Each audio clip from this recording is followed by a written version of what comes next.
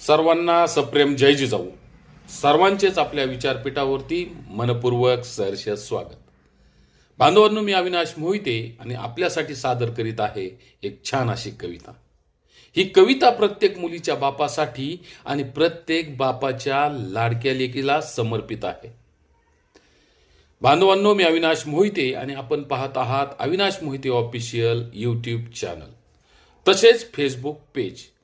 या पेजवरती, या चॅनलवरती जर आपण पहिल्यांदाच आलेला असाल तर आपल्या पेजला आणि चॅनलला सबस्क्राईब करावं अशी नम्र विनंती आपणाला या माध्यमातून करतो.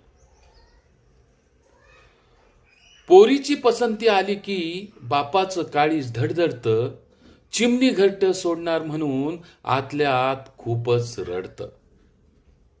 हसरे खेळकर बाबा एकदम धीर गंभीर दिसू लागतात.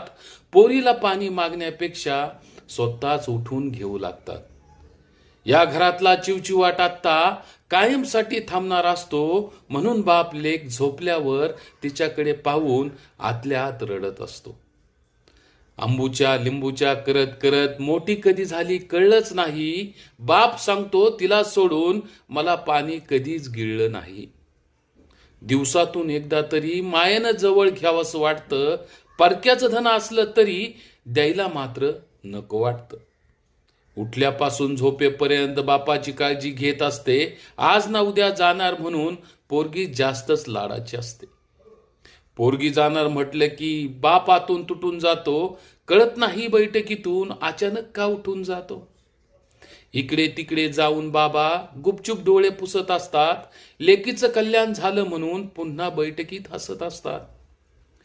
तिचा सगळा जीवनपट क्षणाक्षणाला आठवत राहतो. डोळ्यात येणाऱ्या आसवांना बाबा वापस पाठवत राहतो. बीपीची गोळी घेतली का आत्ता कोण विचारील ग. जास्त गोड खाऊ नका म्हणून कोण कशाला धटावील ग. बाबा कुणाचं ऐकत नाहीत, पण पोरीला नकार देत नाहीत.